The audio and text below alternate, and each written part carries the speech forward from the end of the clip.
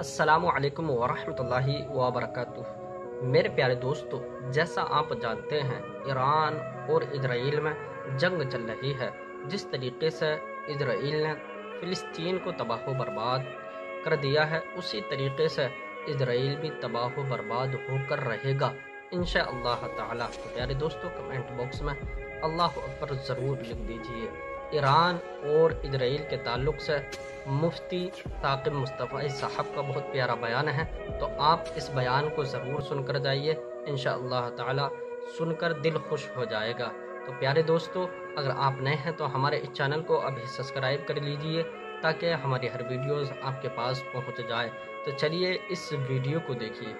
वो किसी ने कहा कि हम ईरान का साथ नहीं दे सकते, वो तो शिया हैं। तो मैंने कहा कि चलो आप नेतन्याहू का दे दो, वो तो सुन्नी है। आज से तकरीबन एक सदी कबल इस उम्मत पर बेयकीनी की कैफियत को मुसल्लत किया गया, और हमारे नफ्सियात के माहिरीन कहते हैं कि ये बच्चों के साथ भी ना करें, कि बच्चों को कहें तुम कुछ नहीं कर सकते। जब आप बच्चों को ताना देते हैं तो वो वाकई कुछ नहीं कर पाते। तो इसलिए उम्मत को बेयकीनी में मुब्तला करने के लिए मगरब की बरतरी को साबित किया गया। जगह जगह 2 नंबर दानिशवर बिठा दिए, हत्ता के हमारी असली दानिशगाहों के अंदर फरंगी रूहों के बेहिस ढांचे मशरकियत को गाली देने लगे और मगरबियत के कसीदे पढ़ने लगे, उनकी तहजीब और तमद्दन के गुन गाने लगे और अपनी तहजीब को डिग्रेड करने लगे, और दुनिया के सामने ये बात बावर की कि ये नाकाबिल तस्खीर हैं, इनका मुकाबला नहीं हो सकता। ये बेयकीनी इस उम्मत को तोड़ के रख दिया। इकबाल ने आज से 100 साल कबल कहा था, सुन है तहजीब हाजिर के गिरफ्तार, गुलामी से बदतर है बेयकीनी। और इस उम्मत की नशअत को, इस उम्मत की नहज़त को रोका गया कि नहीं तुम मुकाबला नहीं कर पाओगे। और ये माजी के अंदर भी होता रहा।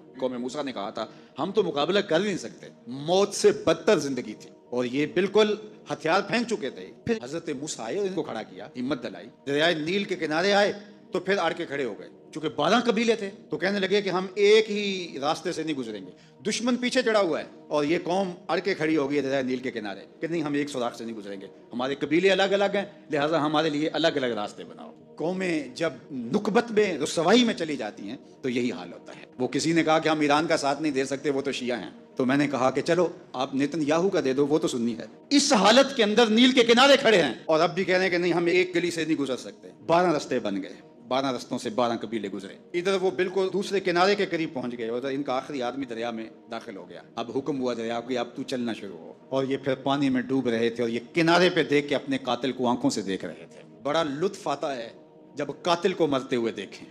आजकल बड़ा मजा आ रहा है, आजकल बहुत खुशी हो रही है। ये आज ही मुझे किसी ने भेजा कि इसराइल के वजीर सकाफत ने एक हॉस्पिटल पे कोई मिसाइल लगा है, उसकी कोई दीवार गिर गई है, तो उसने कहा कि ये इंसानियत तो नहीं है।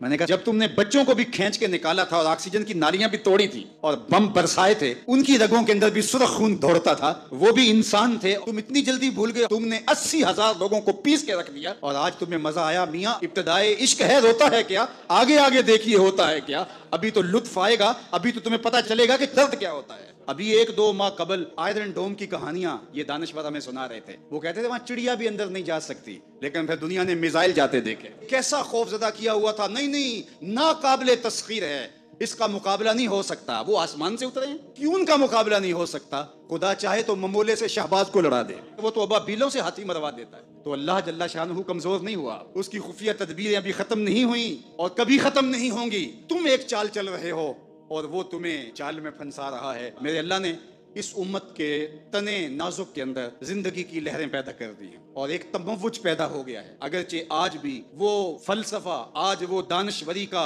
जाली गुलगुला मौजूद है, आज भी मायूसी के नारे लगाए जा रहे हैं। 4 दिन की कहानी है, उसके बाद आपको ईरान खंडर बना दिखाई देगा। बन जाए खंडर, इससे कोई फर्क नहीं पड़ता। जो पैगंबरों ने जंगें लड़ी हैं उसके नुकसान पैगंबरों ने उठाए, इससे क्या होता है। तुम खंडर की बात करते तो करबला खंडर नहीं बना था, लेकिन आज झंडे हुसैन के झूल रहे हैं, यजीद के तो नहीं झूल रहे। तो ये खंडर इसराइल बनने वाला है, इस्लाम का झंडा ऊंचा होगा। आल इस्लाम यालू वला योला अलई, इस्लाम सर बुलंद है, सर बुलंद रहेगा, और शर्क से लेकर गरब तक झंडा मेरे हुजूर के नाम का लहराता रहेगा। इसलिए हमें पूरी कुव्वत के साथ ईरान के साथ खड़ा होना होगा। ये ईरान की लड़ाई नहीं है, ये उम्मत की लड़ाई है। ये उन 80,000 बच्चों का, बूढ़ों का, जवानों का बदला लेने के लिए खड़ी हुई है उम्मत, जिनको पीस दिया गया और उनके ऊपर नोहा भी नहीं पड़ने दिया गया, जिनको भूख और प्यास से तड़पा तड़पा के मारा गया। आज उन बच्चों का बदला लिया जा रहा है जो उन्होंने अजियतें दी, जो कचोके दिए। इस मिंबर पे बैठ के हम रोते रहे, हमारी खलवतें, हमारे हुजरे आंसू से भर गए। हम तो सदियों से रोते आ रहे हैं जो हमारे साथ हुआ। हमने अपने बूढ़े बाप को रोते हुए देखा इस उम्मत के लिए, हमने अपने मशाइख और असातिज़ा को रोते हुए देखा। यार ये वक्त है, क्यों मायूसी फैलाते हो? किताबे मिल्लते बैजा की फिर शिराजा बंदी है कि शाखे हाशमी करने को है फिर बरगो समर पैदा, नवा पैदा हो है बुलबुल कि हो तेरे तरन्नुम से कबूतर के तने नाजुक में शाही का जिगर पैदा। इंशाल्लाह ये दिन गिने जा चुके हैं। मगरब से क़यादत मशरक़ की जानिब मुंतकिल होने वाली है। आप चाइना के सदर का बयान पढ़िए, बसीरत और हिकमत से भरा हुआ वो बयान था जिसने सीना ठंडा कर दिया। दुनिया की नजरों में सब कुछ है, बस एक आवाज उठनी है और दुनिया की नई सफबंदी होगी और मगरब से मशरक़ की जानिब क़यादत मुंतकिल हो रही है इंशाअल्लाह। और वो वक्त दूर भी नहीं है कि इंशाअल्लाह इस्लाम का झंडा पूरी दुनिया के ऊपर लहराएगा और मुसलमान सर बुलंद। हम ईरान के साथ खड़े होंगे। कैसे खड़े होंगे? ये हमारे अस्करी माहिरीन का तजुर्बा है कि उन्होंने कैसे खड़े होना है और किस तरह साथ देना है। हम वहां से जख्म लगाएंगे, तुम्हें पता भी नहीं चलेगा ये तीर आया किधर से है। इंशाअल्लाह तुम चीखोगे लेकिन तुम्हें पता नहीं चल सकेगा कि ये पहुंचा कैसे है, किस रास्ते आया है। इंशाअल्लाह अब तुम्हारे रोने चीखने का दौर शुरू हुआ और इंशाअल्लाह बैतुल मक़दस अन करीब ऐसे मरहले में पहुंचेगा कि हम यहाँ कह रहे होंगे कि हम बैतुल मक़दस के रास्ते मदीने जा रहे हैं। इंशाअल्लाह बैतुल मक़दस आज़ाद होगा और हम ऐसे हज उम्रे करेंगे कि अल्लाह के एक घर से एहराम बांधेंगे और दूसरे घर में जाके उम्रा करके और हज करके खोलेंगे इंशाअल्लाह अज़ीज़। वो वक्त जल्द या बदेर आने वाला है जो कि अल हक़्क़ु यालू वला युला इलैहि, हक ही सरबुलंद होगा। जल्द या बदेर इस्लाम ने ही गालिब आना है और इंशाअल्लाह वो आके रहेगा।